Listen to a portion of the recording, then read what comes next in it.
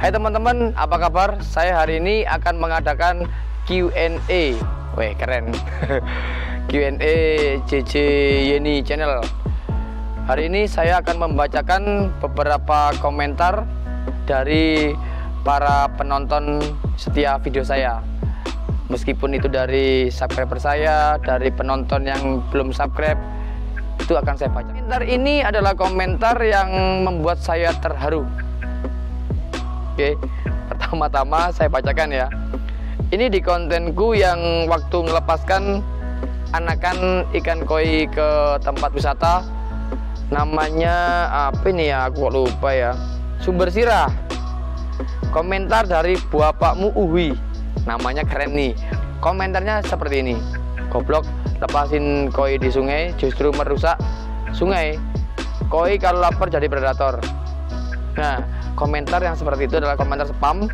Itu akan difilter sama YouTube. Komentar-komentar yang ada gobloknya, ada apanya itu nggak tahu saya. Dia akan dikomentarkan spam. Jadi nggak ada di beranda YouTube. Mohon maaf ya, bapakmu Uhui, tapi sudah tak screenshot di sini. Nanti ada kok namamu di sini. Terima kasih komentar dari bapakmu Uhui, sangat membangun, sangat mensupport saya agar lebih bersemangat lagi. Next komentar selanjutnya, ini ada yang berkelahi nih. Waktu saya bukan berkelahi sih, berbalas komentar seru. Waktu saya ngeliput di Bos Koi, itu di tempatnya Pak Jenal, jualan sampai 600.000. Kok sampean nggak kaya Pak? Pembohong lu Pak, mukanya miskin gitu Pak. Kok sampean bisa hafal harganya? Ngarang ya kasih harganya, kampret. Lalu sama Bos Koi Farm dijawab, kamu goblok ya, kamu inginnya untung yang banyak, bukan pemain koi. Jika nggak bisa jualan koi seperti itu, silakan bertengkar. Saya hanya mewadahi untuk kalian berdiskusi. Saya hanya membuat konten, membuat konten di tempatnya penjual agar antara penjual sama pembeli itu bisa ketemu. Soal ketemunya mau ngapa-ngapain nggak tahu. Untung gini masih berantem dalam komentar. Kalau lagi wik-wik. Oke, next komentar selanjutnya. Ini waktu saya bikin konten berburu ikan di sungai. Ini aku nangkap ikan jemblung, ikan gadul tuh loh.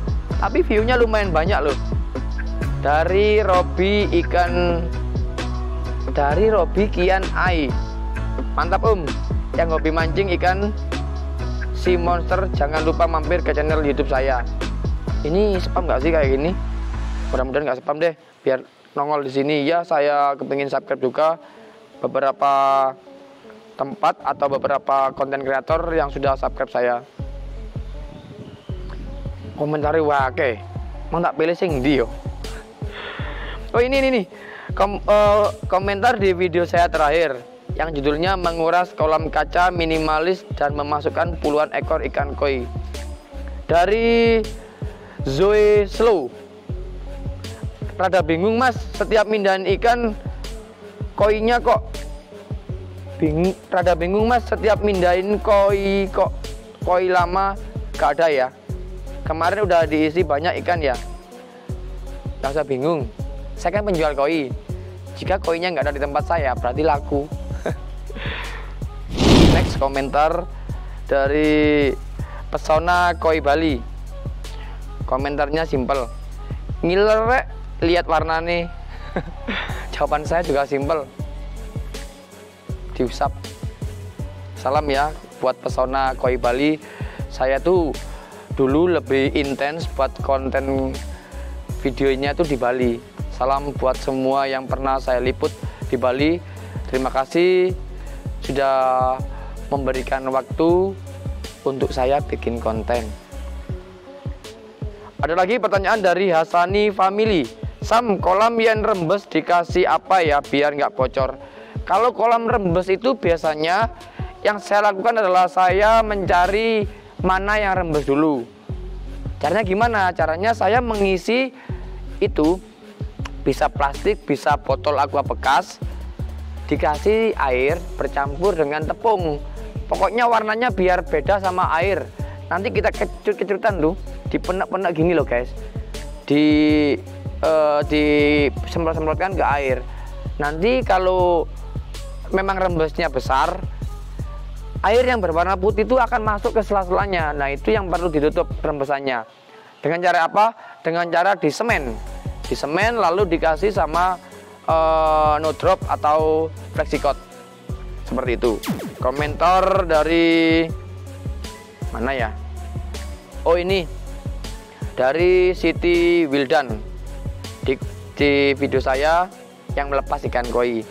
Salam dari Bali Hindu. Salam dari saya. Ini dari Gamal Joni. Ini komentar dari Gamal Joni ini menurut saya bagus juga. Ikan panjangnya 1 kilo. Lu pikir jalan raya 1 kilo? Kocak cari ini. Buat Anda pahami dulu waktu saya ngobrol atau ngomong itu dalam konteks apa. Di situ saya dalam konteks saya banyolan atau guyonan. Saya juga pasti tahulah kalau koi itu nggak ada yang 1 kilo. Nah, 1 kilo itu bukan koi namanya. Hewan apapun nggak ada yang 1 kilo kok. Paus mungkin 500 meter. Itu mungkin. Jadi akan harus pelajari dulu ya Mas Gamal.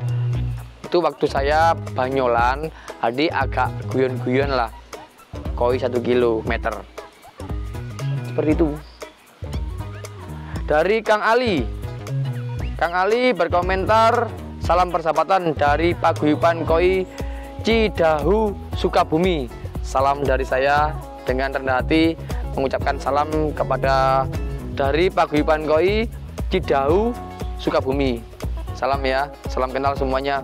Terus ini nih ada lagi nih dari Tris Dendi. Waktu bikin konten itu adik saya itu yang jadi hostnya. Waktu di Batu di JJ X Varela Koi Nation. Bukan ikan sehat itu lapar. Ya bukan jinak, tandanya kurang makan. Hahaha. Guyu diguyu rek. Dia ada komentar lagi nih. Auto jamur insang nggak ada karantina. Pernah soalnya. Menurut saya koi di tempat saya itu yang kita jual itu ikan yang bener-bener lolos karantina. Dan di tempatnya Sojilian sana kita itu udah menyiapkan tempatnya, airnya, tempatnya udah saya kasih PK juga di sana. Sebelumnya kirim ikan. Jadi sebelum kirim ikan itu udah kita PK, udah kasih tahu sama krunya sana supaya disterilkan dulu kolamnya, supaya di PK dulu biar airnya matang. Istilahnya mature kalau orang koi bilang. Ada lagi komentar dari Riki Rohman. Om JJ, saya pemula di hobi koi. Gimana caranya membedakan koi yang biasa dan blitar? Koi yang biasa dan yang blitar. Emangnya ada yang koi luar biasa? Koi biasa sama koi blitar. Mungkin maksud Anda adalah koi lokal. Koi lokal itu sama. Dari Blitar, dari Tulungagung, dari Malang, dari Sukabumi itu sama. Meskipun dari tempat-tempat manapun ada kok ikan koi yang bagus, juga ada ikan koi yang biasa. Makanya ada istilah itu ikan koi kropiok. Itu grade paling rendah atau paling jelek di ikan koi. Seperti ikannya di Koi Nusantara tuh ikannya kropiok semua. Kemudian ada ikan grade pasar. Kalau pasar itu kalau orang Blitar sebutnya itu pasar Padang sama pasar. Kalau pasar Padang masih ada grade A sama B-nya. Kalau ada pasar tuh ya ada kropioknya. Naik lagi ke grade B. Naik lagi ke grade A. Grade A itu kayak kohaku misalnya, dia harus ada bukaan di depan. Jadi kan kohaku kan warnanya kan kombinasi antara putih sama merah. Jadi nggak boleh sampai merahnya itu tembus sampai mulut. Boleh sampai mulut, tapi harus ada potongan warna putih. Namanya kuci beni, seperti itu. Merahnya nggak boleh kena sirip, merahnya nggak boleh ke mata, merahnya nggak boleh kena pipi. Itu yang dinamakan grade A. Naik lagi ke grade high quality. High quality itu grade ikan yang bagus teman-teman. Polanya, patternnya, dari kualitas warna, dari kualitas suminya itu harus bagus. Ada lagi, naik lagi ke SQ. Nah kalau yang SQ ini harus perfect. SQ harus perfect. Kayak kalau wanita itu dia body Spanyol, gede, rambutnya lurus, halus, mengkilap, dia putih. Terus kalau senyum bikin hati kita berdebar. Itu kalau koi dia harus SQ. SQ itu grade tertinggi karena SQ artinya show quality. Jadi ikan-ikan yang bener-bener masuk ke ajang kontes. Seperti itu. Kisana dari Cak Mat Lele. Ini Mat Lele TV. Tolong ya teman-teman ya, bantu subscribe juga untuk channelnya Cak Mat Lele. Kasihan orangnya nangisan kayak saya. Idola aing, Siro Usuri bikin ngiler ngidul. Cak Mat Lele. Senengane Siro Usuri ya Cak Mat yo. Sampe nang kene Cak Mat koiku Siro Usuri apke, sampe milih-milih wis, engko mari milih kantong ngono bayar. Ada lagi komentar dari ADW dan Mancing. Review makanan yang high protein. Saya mau nge-review pakan itu. Tapi biar diminta dulu ya sama pabrik pakannya biar saya dapat pemasukan. Ada lagi dari Tangguh Santoso. Kenapa body koi lokal kurang bagus menurut saya? Itu kan menurut Anda. Menurut gue bagus kok. Ada lagi yang ini nih, yang komentar di bawahnya nih. Dari Fatoni Izam, saksire iwae. Wow, saksire iwae cari ini. Ada lagi yang nyauti dari Yoga Alfianto. Itu cuma kayak pakan aja Ntar kalau pus pakan jadi bagus. Karena gennya jelek. Dari Zaki, karena gennya jelek. Enggak kok. Ini saya mau bela nih untuk koi lokal. Dari Mas Zaki, koi lokal tuh bukan gennya yang jelek. Karena produk lokal kita sekarang sudah pakai ikan-ikan impor. Petani di Blitar, di Malang itu sudah pakai indukan impor. Mereka sudah mampu beli kok sekarang. Tuh, petani kita sudah pakai indukan impor. Mungkin pejantannya atau betinanya lokal kan nggak masalah. Keluarnya nanti jadinya F1 seperti itu. Toh yang lokal kecil merahnya strong, yang impor kecil nggak bisa strong merahnya. Dia akan jadi bagus ketika menjadi di atas 50 cm. Ini yang disojilan nih di komentar lagi nih sama KNK Brother. Eman kolami diisi keropio. Kan belinya di saya. Udah tahu kamu, saya ini penjual koi keropio. Terus dibalas lagi tuh sama yang namanya Mas Ibrahim Channel. Betul, kalau menurut saya yang ikannya cakep tuh di tempatnya Deka. Deka siapa yo? Deka kalau pasti Bali ya. Belilah di tempat siapapun. Yang penting hatimu seneng, guys. Ada komentar lagi dari Blumbang Desa. Ini waktu saya bikin konten kolam koi minimalis, proses pembuatan chamber filter agar filtrasi maksimal. Dia cuma komentar simpel 3 kata, salah besar bos. Buset. Gak apa-apa, ada jawab. Ya tak jawab wis. Salah besarnya gimana? Apa yang salah menurut Anda? Jadi salah besar bos jelaskan kepada saya. Karena setiap penghobi koi, setiap yang mau memelihara koi itu punya pemikiran sendiri. Kolamnya bentuknya seperti apa agar nanti bisa dilihat orang bagus. Terutama dilihat pribadinya mereka sendiri ya. Kalau orang lain lihat bagus sih biarin. Yang penting itu pribadinya dia sendiri.